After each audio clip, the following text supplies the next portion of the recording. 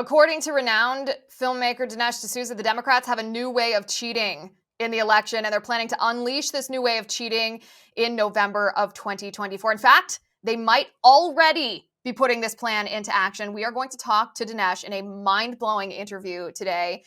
Today's show is sponsored by First Cup Coffee. If you haven't already, go to firstcup.com, use my promo code Liz, and you can get 10% off your order or off your subscription. That's firstcup.com. Use my promo code Liz. Go ahead, snag your bag. Before we get into the mind-blowing expose with Dinesh D'Souza, which you guys are going to love, it's been said before, but did you ever stop to consider how insane it is that Kyle Rittenhouse shot 3 individuals, all of them strangers to one another, and all 3 of them happened to have a criminal history, with one of them even being a sex offender? Like, what are the odds of 3 strangers with crazy, perverted, independent criminal histories being together like that on the street? Well, it seems like that's an insane amount of creeps and criminals to be gathered in a small area all at the same time, until you remember that, oh yeah, Kyle was defending Kenosha against a left-wing mob that had been radicalized by the mainstream media. Of course, that riot was littered with weirdos. Of course it was. Most things involving leftists tend to attract a pretty nasty crowd. Take, for example, this week's arrest of Orrin Alexander Ruth, the son of the would-be Trump shooter Ryan Ruth. Orrin was arrested on Tuesday after police searched his Greensboro, North Carolina home that was, quote, in connection with an investigation unrelated to child exploitation, presumably his father's attempted assassination attempt of Trump, and, quote, found hundreds of files depicting child sexual abuse, an FBI agent said in court papers. The beyond disgusting, unspeakably evil.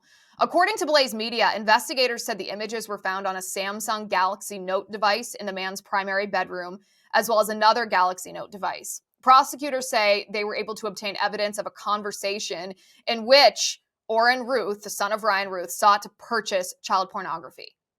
It's really an odd twist in this saga that nobody saw coming. Orrin, you should remember, was quoted by the mainstream media and was the go-to guy to give a character assessment of his father for the press after that attempted assassination. Remember what he said about his father?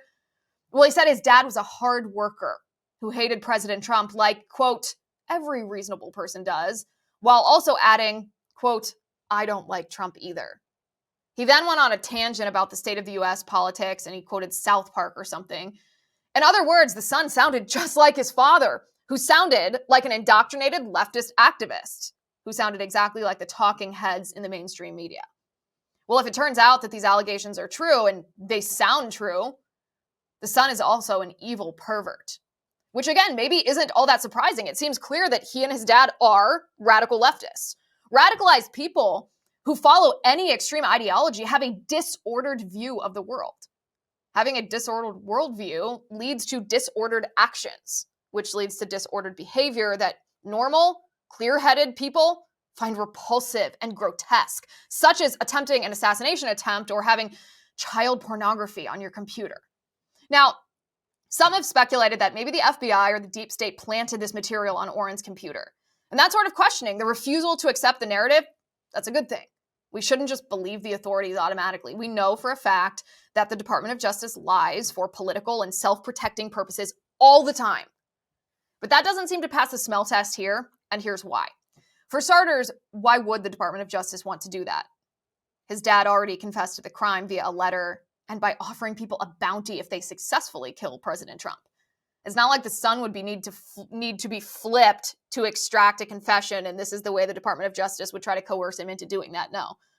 And while Orrin arguably seemed to be at least supportive of his dad's actions, maybe sympathetic is a better word, he did reference his father as a martyr, after all, which has positive connotations of dying for the cause. We have no evidence, at least at this point, that Orrin was actively involved with the assassination attempt. Reportedly, the Ruths, father and son, were estranged from each other. Plus, had Orrin been connected to the assassination, he likely would have been arrested already after the feds raided his father's house. And listen, they say a book shouldn't be judged by its cover, but look at this guy. Would you let him near your kids? Probably not. And often, yeah, you actually can judge a book by its cover. So what does deserve questioning is whether or not Ryan Ruth had any help whatsoever from outside sources. Was he coaxed by foreign adversaries to try to assassinate President Trump? Maybe by Iran, perhaps, who has active teams seeking to assassinate Trump, according to the Director of National Intelligence. Was Ryan Ruth really just deranged enough to believe he was fighting for democracy, spurred on by a mainstream media that lies, Democrats that unleash untrue rhetoric against President Trump every day? What exactly was Ryan Ruth doing in Ukraine when he spent all that time there? And how had he been arrested so many times, reportedly 74 times with little to no jail time, including after he was charged with possession of a weapon of mass destruction? Those are questions that demand answers, and we will keep demanding them. But as for the Sun, if you dabble in evil ideology, evil leftist ideology, it will invariably lead you to evil of the most twisted kind. Dinesh D'Souza is joining us here in just a moment. He has information for us about a new kind of cheating that the Democrats are planning for the 2024 presidential election. And I don't know about you, but it seems to me that it's very important to be able to anticipate how the Democrats are going to try to rig this election, because in 2020, we were caught flat-footed and it didn't end well. So let's make sure that doesn't happen again. Dinesh will be here in just a second. Before that, in all the time that we have been alive, you and I, the US dollar has always been the primary currency. But that may not be the case much longer. The US dollar is facing unprecedented inflation. Just look at your gas bill from this week or your grocery bill. Our politics is getting increasingly unstable. And if that wasn't scary enough, the government is looking to take control over all of your money with a new digital dollar. Just look at what the UN did this week. We're going to talk about that on Friday. This is why it's never been more important to take control of your wealth. Don't let your life savings become a casualty of failing banks or currency wars. Just this month, my husband and I have been converting our money into gold and silver. Now's the time that you join us. Call the only precious metal dealer I trust, American Hartford Gold. They'll show you how to protect your savings, your retirement accounts, by diversifying your wealth portfolio with physical gold and silver. American Hartford Gold, by the way, one of the reasons I love being a partner with them is because they support content like this that's committed to bringing you the truth. Tell them I sent you. They'll give you up to $15,000 of free silver on your first order. So call them now. You can click the link in the description of this episode, or you can call 866-996-5172. That's 866-996-5172. Or text Liz to 998899. Again, the number is 866-996-5172, or text Liz to 998899. Guys, after Roe v. Wade fell, the abortion industry radically changed their tactics. Today, their top scheme is brainwashing the most vulnerable minds. Yes, those of young people, perhaps even your children or your grandchildren. Planned Parenthood and their cronies target college age, high school age, and most grotesquely of all, even middle school age students, small children, through academic indoctrination, social media algorithms, and just downright lies. Did you know that 9 in 10 Planned Parenthood abortion facilities are within walking distance of a college campus? But you can stop these merchants of death from poisoning the heart of your child or your grandchild before it's too late. It's why I am proud to partner with Students for Life of America. I need you to get a free copy of their amazing new guidebook. It's called 10 Ways to Keep Your Kids Pro-Life.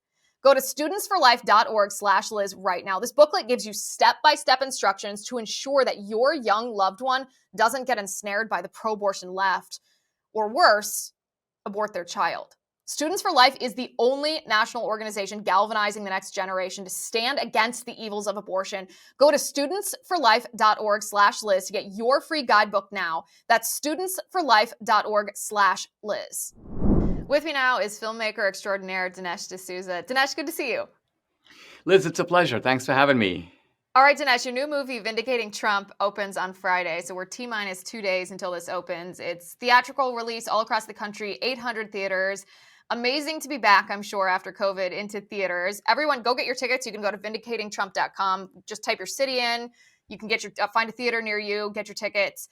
Let me start by asking you this question, though. And I know this is the million-dollar question. The title of the movie, Vindicating Trump.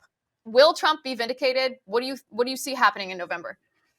Well, in some ways, I think that the voters in November are the ultimate Trump jury, aren't they? He's been under so many criminal indictments. He's been facing so much character assassination. So the American people have to render a verdict. Interestingly, with Trump, he doesn't make the case for himself in the way that, say, Reagan did. Reagan would lay out, here are 7 reasons to vote for me. With Trump, he puts himself on exhibit, but he doesn't make the case. So that's why the movie, and I have an accompanying book of the same title, Vindicating Trump, I try to make the case for him, by the way, not just on his policies, but also about Trump the man, because I think Trump has been such a divisive figure to the extent that you've got one group of people who would take a bullet for him, and then you've got another group of people that will cheer if somebody tries to put a bullet in him. And you have to almost go back, Liz, to Lincoln to find a character who was comparably divisive. And yet with Lincoln, the division was totally over slavery. It wasn't about Lincoln the man, but with Trump, it is over Trump the man. And so in the movie, I take head on these allegations about Trump, these attacks on Trump, including Republicans who say things like, well, I don't really like him, but I like his policies. Or they'll say, well, he needs to shut up. Or they'll say that what they really want is a new and different Trump. They want to remake Trump or rehabilitate Trump. And I make the case in the film that, look, Trump may not be the best guy for the country at any given time, but I think he is the right guy for the country at this time. And I think that's interesting, actually, that you're separating the case for Trump in the policy sense and the case for Trump the man. And you say he is a divisive figure, and this isn't an accusation that he is being divisive. It is just a observation that people either really like Trump or they really hate Trump. There's no one that's just lukewarm about it. Why do you think that is? What is it about Trump that causes such heightened emotions in people? I think in some ways we can understand it in the very the iconic image of Trump going down the escalator in 2015, where he first announced for president. You can almost think of the fact that you had all these sort of elites at the top of the escalator, right? Trump was in with Ellen. He was in with Oprah. He was a cool cat. He was a massive cultural celebrity. So those were kind of his people. And then what does he do? He gets on the escalator and symbolically he descends. He goes down. Who does he go down to? Well, you can sort of imagine the forgotten American people, the people that in a sense were neglected by American politics for decades. And they're down there. And Trump joins the new team, joins them, and takes up their cause against the elites. So from the point of view of the people, it's like, wow, this guy didn't have to do this. He was up there with all the cool guys. He's a billionaire, but nevertheless, he's taken up our cause. So you can see why for a lot of Americans, they will never give up on Trump. They're emotionally attached and vested in the guy. And on the other hand, from the point of view of the elites at the top of the escalator, it's like, wait a minute. This guy's a traitor. He used to be one of us. He's now joining with the pitchfork people and turning against us. So there's this sense that Trump betrayed them. And I think that is part of the reason why you have this affection for Trump on the one hand and a certain type of loathing for him on the other. Because it's beyond just political for both sides. It's actually personal because one side feels betrayed and the other side feels like they have a champion. That's really interesting. But you said something before. You said that the American voter is the ultimate jury. And I got to tell you, I want to believe that that's true. I want to believe that we live in a country where our elections are free and fair. But do you see that being the case going into, we're already in what AOC would call election season. It's not just a one voting day anymore. Do you think that it's going to be a free and fair election so that the American people actually are the ultimate judges here? I'm worried about the election fraud because I think that the Democrats had what they thought was a foolproof way of winning the election, and that is to fire a shotgun of 91 criminal indictments. I think they thought, and frankly, I thought, how do you miss with 91? You're going to get him one way or the other. And so I think they thought, this is all going to be done. But Trump, incredibly, with his kind of characteristic rope-a-dope and, defying the gag orders and forging ahead in his characteristic and in some ways very unique way. No other Republican could survive 5 criminal indictments, charges, let alone 91. Somehow Trump gets out of it. He's still in the race. So I think that last minute, the Democrats are going to think we need a new way to cheat. And I say a new way to cheat because the old ways won't work again. Like, you can't send mules in the middle of the night with backpacks because patriots are going to be looking for that. They're going to be there with their iPhones and catch them in the act. So I think if the cheating occurs, it's going to need a new way to cheat. And what we do in this movie, we have a kind of a section of the film, and it's called the ballot makers. It goes into a completely unexamined new form of cheating, and the reason that I'm busting it in advance is to prevent it from being able to take place. What is that, the ballot makers? Basically, what it is, Liz, is you and I, believe it or not, can make ballots. This seems kind of crazy because we think we have to get ballots, right? We get ballots from the state. States make ballots. Well, that's a little too simple. How do states make ballots? Where does the state of Texas or the state of Wisconsin get ballots from? The answer is they order them from hundreds of these print companies that make ballot stock. Now think about it. You and I can easily go online today and buy legitimate ballot stock. And the difference between a ballot and a $20 bill is a $20 bill has a watermark and it has a code, it has numbers on it, serial numbers. Ballots have none of that. It's just a certain type of ballot paper. Then you can go on and request an absentee ballot, and an absentee ballot is a real ballot. It doesn't have sample. It's a real ballot. You can go down to a local print shop and make 10,000 ballots. 10,000 real ballots that will be counted in a ballot machine. All you need are names, and you can scrawl a signature, and you've got an actual ballot. Now, so far, nothing I've described is even illegal. You can do that. The only time it becomes illegal is when you write someone's name on it and drop it into a Dropbox. But what I'm getting at is look at the opportunity for cheaters if you can make an unlimited number of ballots by purchasing ballot stock. So I mentioned this to Laura Trump at the Republican National Committee. She's like, I've never heard of this. She was like blown away, but she's aware of it now. And the point is that our election system is just so vulnerable. What we try to do in this film is kind of go ahead of the game, put ourselves in the minds of the criminals, if you will, and think, what's a new way that you can break into Fort Knox? And I think we found it, and by publicizing it, we want to make sure that it can't be carried out. Well, I think that was one of the biggest issues after 2020 is we all knew that something fishy had happened. We all knew that it wasn't fair, but we weren't exactly sure how it had happened or how the left had pulled it off. And that lent itself to some wild accusations that turned out not to be the way that the Democrats cheated, even though they did cheat and they did rig the election. But if you don't get it accurate when you're describing what happened the first time, then it destroys the credibility of any subsequent observations or investigations into it. And I appreciate that we're trying to avoid that this time around. Talk to me a little bit about the lawfare. You and I, the last time we spoke on my show, we talked about the lawfare that you had experienced. And I had told you that, back when you were convicted, I remember being like, okay, this is kind of nebulous. This is kind of weird. Like, don't do things you're not supposed to do. And I didn't think a lot of it.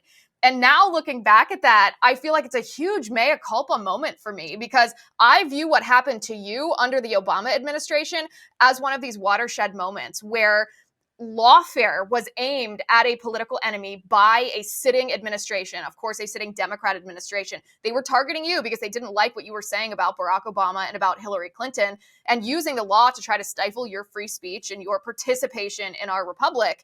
And I wish I had seen it in that light at the time. But now, years afterwards, I think you are uniquely positioned to talk about this lawfare that's being aimed at Trump because there's essentially, you talked about 91 indictments, but there's 5 different cases that are aimed at Trump. And some of them are so nebulous and so convoluted, so complex, it's hard for the average voter to hear anything other than convicted felon or in a court, a judge says this about Trump. And the details themselves, if you unpack them, it's largely the same as what happened to you. It's just unfair. It's injustice. I have to say that even in my own case, I never saw it as the prelude to some kind of emerging police state. I actually thought of it as almost a type of a personal vendetta because in my film on Obama, I didn't just critique his policies. I kind of went into Obama's world. I interviewed his brother. I showed up at his family homestead in Kenya, and I thought I just annoyed him. And so he unleashed Eric Holder. And so I'm like, I was foolish. I mean, I should have known there's a big target on my back. I did not see this as sort of a test run of what would happen to, say, Papadopoulos, Carter Page, Michael Flynn, then eventually Trump. But it was, looking back, it was that. I And think it was, for and sure. I think what happens is we have a federal law book that is a kind of an accordion. It's just got thousands of rules and regulations. And what the Democrats are really doing is they are manipulating the law so that to the outside person who's watching one of these Trump trials, it all looks legit, right? You have a courtroom, you have a judge, objection sustained, all the normal paraphernalia and rigmarole that we're familiar with from LA law and the movies is going on. So it looks like a legitimate procedure, but what is actually happening is you sort of have a wink-wink arrangement between a left-wing judge, a prosecutor from the Justice Department or from the Southern District of New York, and a kind of a hand-picked jury that is vehemently and emotionally anti-Trump. And the understood arrangement is, here's a chance for us to get this guy, so let's go for it. Yeah, and I think in the 5 cases, the classified documents case, the Jack Smith special counsel case, the real estate case in New York, the E. Jean Carroll case, and the Fonnie Willis case, that describes every single one of them to a T. And yet the convicted felon line, like, we know the left is focus grouped that particular phrase because they continue to repeat it, hoping that it lands, probably with the suburban mom voting demographic here. But what do you see between now, what are we, 40 odd days till the election? What do you see Kamala Harris doing? She's starting her poll numbers, that post-convention bump is starting to dissipate. Her poll numbers are starting to tank. What do you see her doing between now and the election? And what do you anticipate regarding October surprises? I think that the Democrats have introduced a new model into American politics, and it's this. The country is not run by the Democratic president at all. It is run by a junta, by a regime. The regime selects the candidate under a kind of agreed upon arrangement that the candidate is going to be a pawn of the regime. I think this was tried out with Biden because Biden didn't really have a primary in 2020. They handpicked him. It was kind of like, listen, you get to be in the canoe. You're the face of the country, but you're getting instructions from us. You're not steering the canoe. And the thing that we didn't know is that there was a kind of an unwritten clause. If we decide to swap you out at any time, we have the right to do that. And that's how they were able to do that. And I think Kamala Harris comes in under the same arrangement. Listen, you're our front person. You're the person that is the figurehead, but you do what we say. And if we want to swap you out, you're going to have to smile and accept that. There's a very interesting video on social media where Chuck Schumer is at the mic. He's talking. Kamala Harris is, by the way, in the background. And at one point, she starts talking out of turn. And Schumer just raises his finger, kind of like the teacher, as if to say, shut your mouth in the back. And Kamala Harris rolls her eyes like, oh, I'm busted, And so you got in that single image a real sense of where the power really lies, who is sort of manipulating whom. So the point I'm trying to make here is their idea now is to keep Kamala Harris sort of out of the picture. I think their idea now is to say to the American people, we know you don't like the way things are going. We know that normally you're going to want to throw the bums out who have been running the show. But what we want to do is, using the media and with the help of the media, create this kind of manufactured image of Kamala Harris, this touched up Kamala Harris. And we're going to see if we can get you to believe in that instead of your own experience, instead of what you've seen of Kamala Harris, instead of what your pocketbook has endured or your savings accounts have endured. Forget about all that. Trust us. In a way, this election is a test to see if that kind of a scam, which I think in previous generations no one would think could work, but can it work today? We'll find out. After COVID, I worry that it would work because so many people fell for that kind of propaganda with the COVID narratives. Do you foresee a situation where this regime that you describe doesn't just, stage the coup against Biden, but actually makes him resign before the election so that they can have Kamala actually have an inauguration before the election and become the first female president to try to enliven their base? Well, I think they would do it if they thought that it would work. I think there's no question that they are, with regard to Trump, See, brings out something in them that no other Republican does. It almost reminds me of the old Western movie where the gangsters are running the show and a lone outsider comes across the mountains. The gangsters recognize right away that this outsider is their threat. This is the guy who could take them all down. And so they mobilize against him with a venom that they don't show toward anybody else in the town. They don't worry about the old sheriff with the toothbrush mustache and his old rifle, because they know they can deal with that guy. But they don't know if they can deal with the Clint Eastwood figure, who has a shady past and not a lot is known about him. But they fear that guy. Well, that guy in a way is Trump. And we don't know the ending of the movie yet, but what we do know is that the gangsters are determined one way or the other to get rid of this guy. And I think it's true that they will stop at nothing. Now, with regard to the assassination attempts, I don't find it believable that somehow the deep state or the police state orchestrated these, because frankly, if they orchestrated it, they're not going to pick 20-year-old Thomas Crooks to carry it out. But I do think there is a possibility, given the strange facts surrounding all these episodes, that there are people high up in the government that know that there are kooks out there that want to get Trump. And it could be that they just decided, hey, let's kind of look the other way. Their behavior is so egregious, particularly in the first assassination attempt, that you have to at least consider that as a possibility. Do you see that happening again before the election? I mean, it happened 2 times within the space of just over 2 months. It's happened 2 times, and I think it is notable that the Republican reaction to what has happened is strangely muted. Because imagine if someone had taken a shot at Kamala Harris. The Republican reaction, in other words, if this had happened to Kamala Harris or Biden, Democrats would be on the House, on the Senate floor, screaming and yelling, demanding all kinds of accountability, and expressing interminable outrage and pointing the finger of blame at the Republicans. It's the MAGA spirit that is causing this to happen. But with Republicans, with 1 or 2 exceptions, Josh Hawley, 1 or 2 others, it's a strangely muted reaction, almost like Republicans are allowing the Democrats and the media to make these assassination attempts into very minor news events, when in fact, they are extremely significant.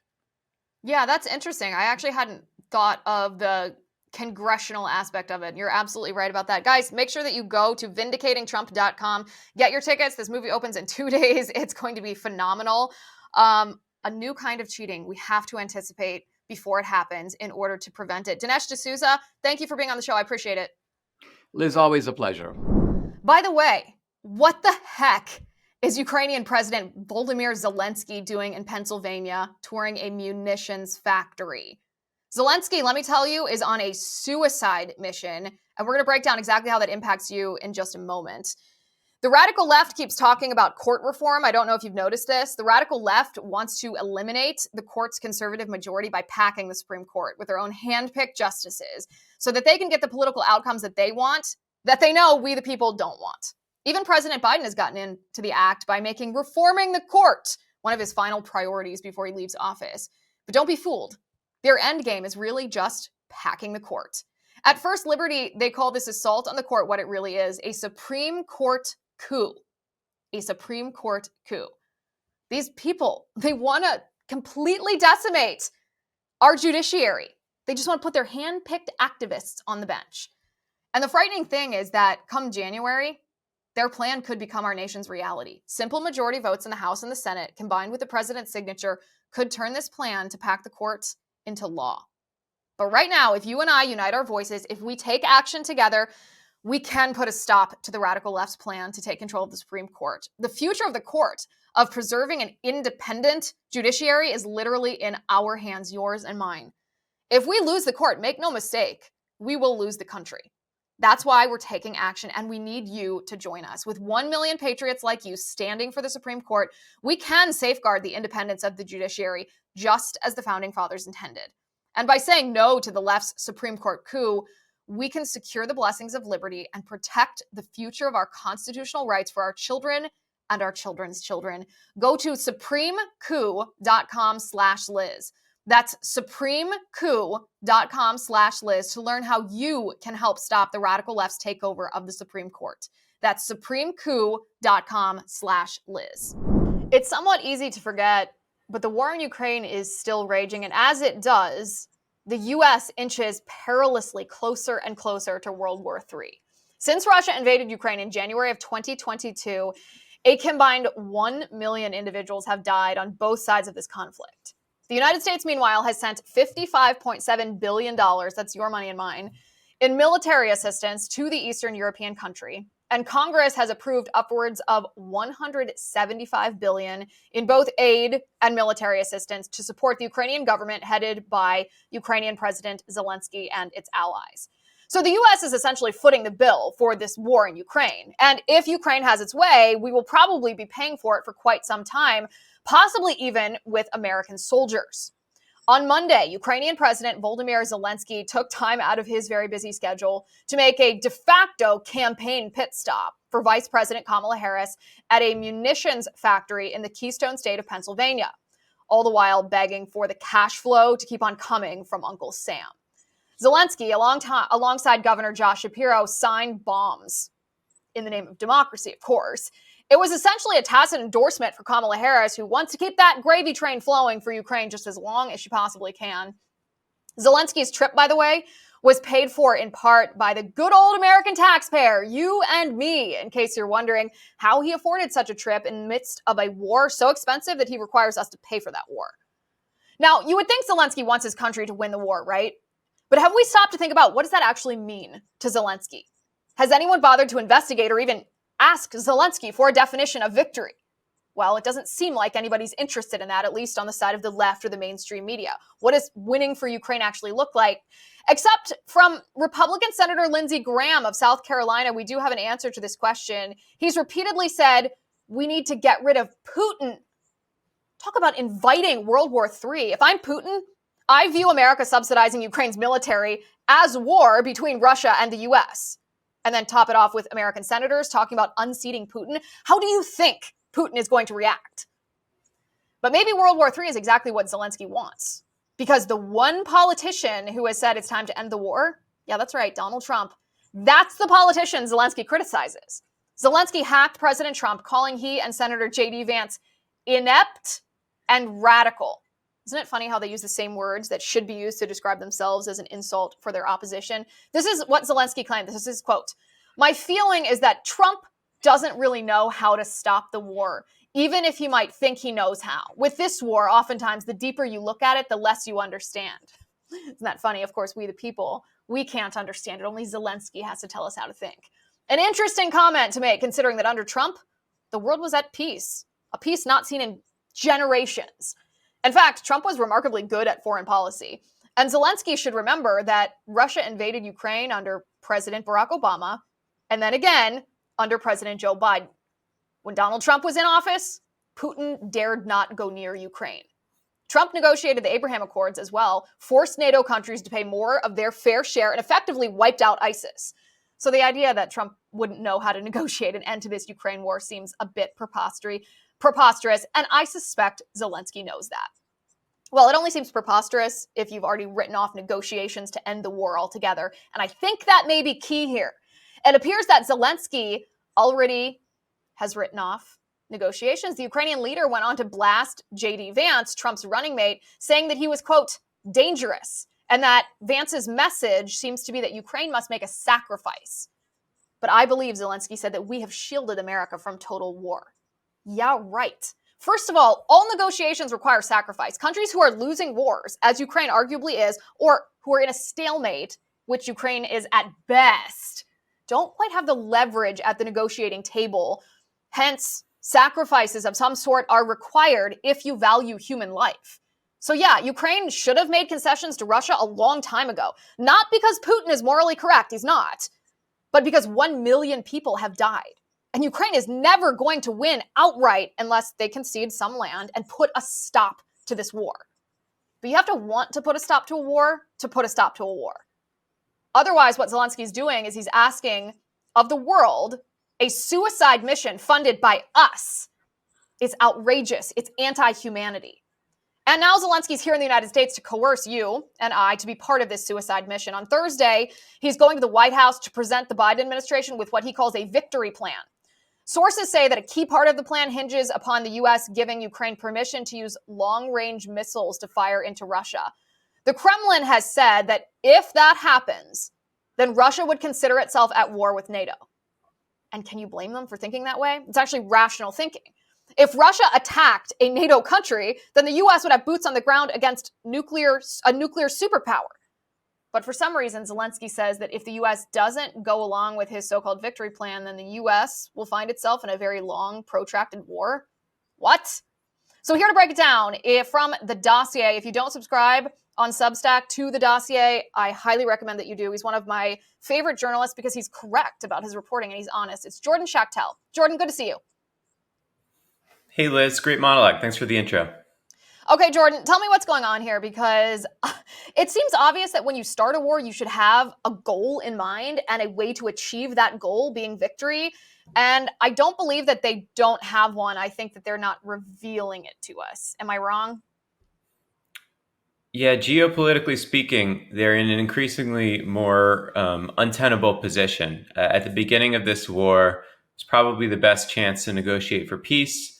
We're several years in now, and the Ukrainians keep slowly losing land to kind of this slow-moving Russian push into eastern Ukraine, specifically taking lands that have historically been friendly to the Russian people and the Russian government. So they've been playing this strategically, without having to worry about so much of domestic pushback within these cities and towns that have historically been held by multiple countries. So they don't really feel such a strong allegiance to Ukraine.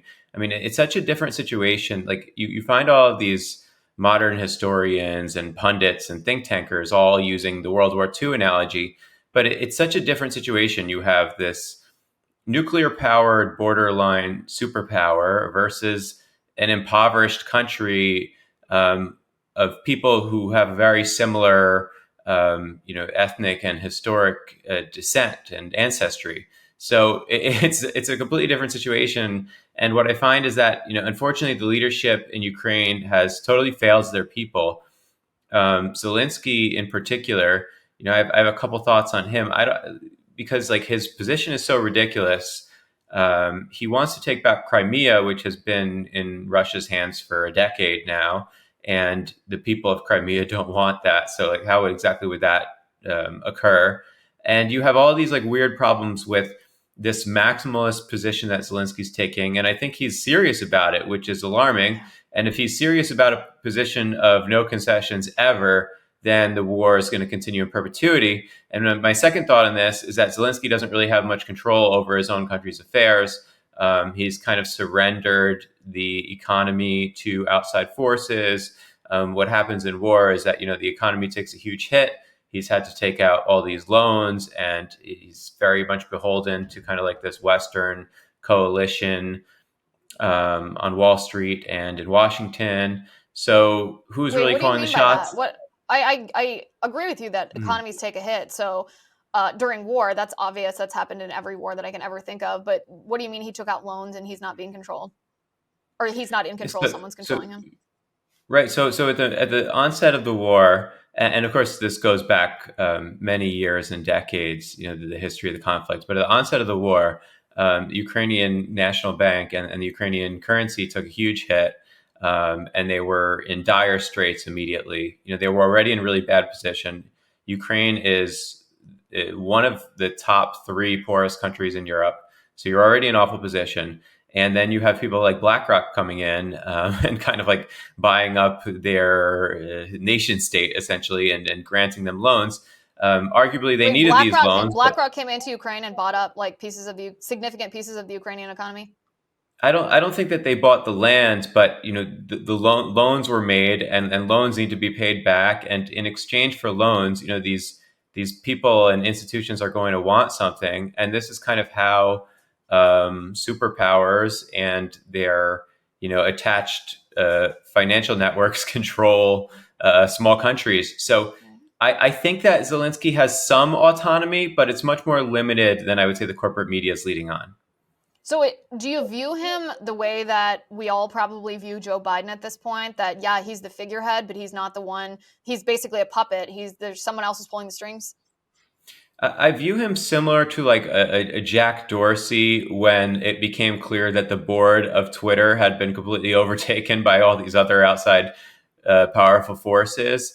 And unfortunately, Jack at the time decided to go full, Black Trans Lives Matter mode and just endorsing like the hyper woke corporate speak instead of like, similar to like a guy like Zuckerberg. Facebook is entirely controlled too.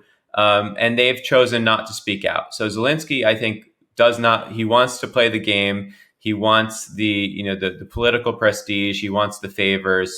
He is in a position to call for an end to the conflict, but he's certainly, he's following the message. He's the Lindsey Graham of Kiev, unfortunately.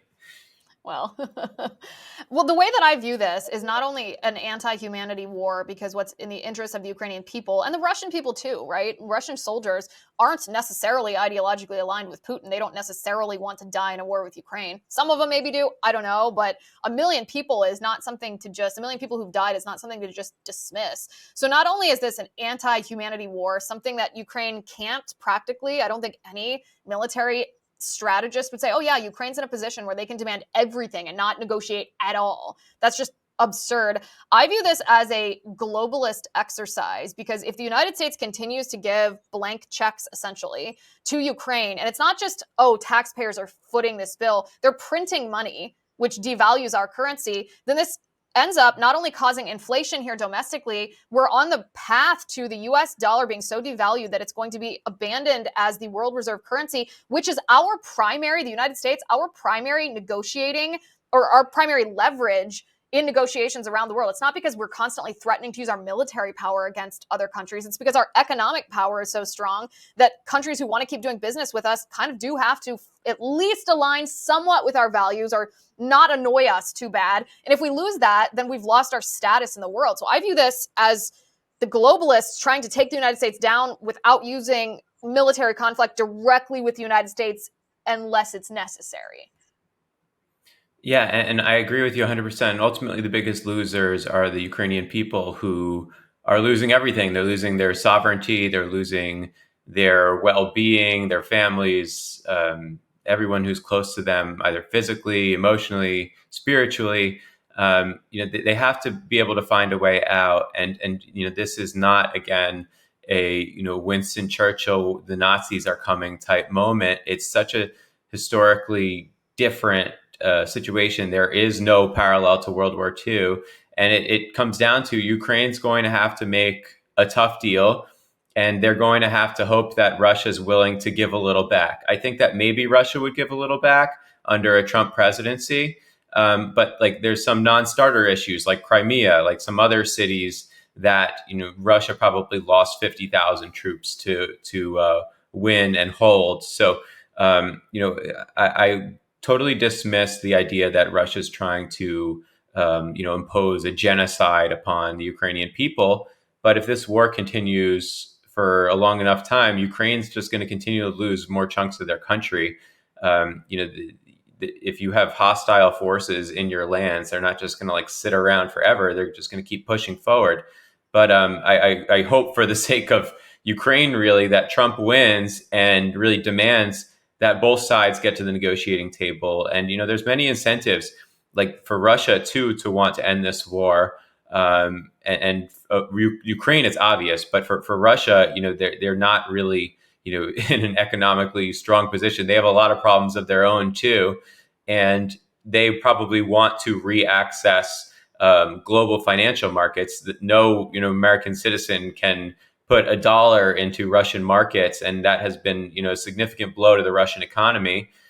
They found ways to counteract that through partnering with China and India and elsewhere, but there's no force like the American market, and I think Trump really understands that. So, if Russia wants to come back to the table and be a part of the global community, even if it was unfair or fair, it doesn't really matter. The morality of the situation, I think that's the bargaining chip to bring Russia to the table and maybe have them give a little bit of the land back. But yeah, I totally agree. This war needs to come to an end. And with people like Zelensky in charge of Ukraine, it's hard to fathom that unless he's just forced to do something. So what do you think that would look like if President Trump wins in, 40 odd days until the election? What is that going to look like? Trump says that he's going to be able to negotiate an end to this war. I mean, all presidential candidates talk about this proverbial on day one, I'll do this. And he basically has made that same promise about the war. Do you think that's realistic? Will he be able to get that done? I think he'll be able to get it done eventually. I don't know about the day one stuff, but there's definitely a path forward. There's leverage on Ukraine and there's leverage on Russia. I mean, I could see perhaps Trump dangling one more aid package, and if you take the aid, you need to end the war. That kind of thing, because they really. The money is not being properly distributed. There's all these infamous stories about these Ukrainian commanders signing for these weapons with they draw up the receipt and just like hand it to the American officials, and they're like, oh, okay, I guess that's good. But a lot of the money and weapons, who knows where that stuff is going. So you have to assume that the hundreds of billions of dollars in aid that we've given to Ukraine have not gone to the Ukrainian people. It's just effectively like a money laundering scheme for the people in charge over there and for the defense industry to kind of to like pump their public market bags a little bit. So I think that there's a lot of leverage that Trump can impose on both sides. And it's in the interest of both sides if they're thinking rationally to end the war. But we're in a very irrational environment where you have and I very much blame the Biden administration and the Obama administration before that for imposing this madness, because they were hyper aggressive on the eastern Ukrainian border, encouraging people basically to lob missiles at Russia, but without an effective deterrent. So it was like the worst of both worlds. Russia was fed up with the situation on the border, and then Russia got hyper aggressive, and I think made a miscalculation because they don't want to be shut off from the global economy either. So yeah, there's definitely a path to peace, and I think Trump, has a lot of smart people around him and a lot of free thinking geopolitical and foreign policy minds who can get something like that done. Right. I mean, not like Lindsey Graham. The other thing, and by the way, this is worth noting, that when someone like Zelensky, it seems to be on a suicide mission, because that's what it seems like. He does this because he himself feels insulated. He himself feels protected. He's not going to go die on the front lines as he forces other people to do that. And if you have a leader that's behaving in that manner, then you know that they are worse than a fraud, worse than a hoax. That doesn't even accurately describe that kind of behavior. It's so cavalier with human life. It's downright evil. Jordan, thank you for analyzing this, and everyone go subscribe to The Dossier on Substack. Thanks for being here. Yeah, thanks so much. Appreciate it. All right, you guys asked me to bring back final points. They're back, baby. One final point before we go today. If I could tell every voter in the United States of America 10 things before the election, just 2 minutes of your time, it would be this. Number 1, Jesus loves you. Read your Bible and feel that love. And this is important not just from the perspective of individual salvation, but because our country requires that we base our system of law and order on Christian principles. It's how our country was designed to be. Number 2, how much are you paying for gas and groceries this week? How much did you pay under Trump? That is how you should cast your ballot. Number 3, you're not racist to recognize that the illegal immigration crisis hurts you. The fentanyl trafficking, crime from gangs and cartels, terrorists even, human smugglers and sex traffickers, and the mass migration of illegal aliens. Kamala Harris wants open borders. Donald Trump will secure them. Number 4, remember the Black Lives Matter riots of 2020? Defund the police, cities burning. Kamala Harris encouraged that. She supports it.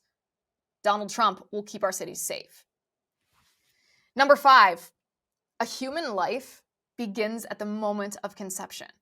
Watch live action's video animation of what an abortion actually is. And then understand that Kamala Harris cheers for abortion up until the moment of birth. Big, healthy babies at 9 months gestation. Donald Trump agrees with you that Kamala's abortion radicalism, extremism, is grotesque.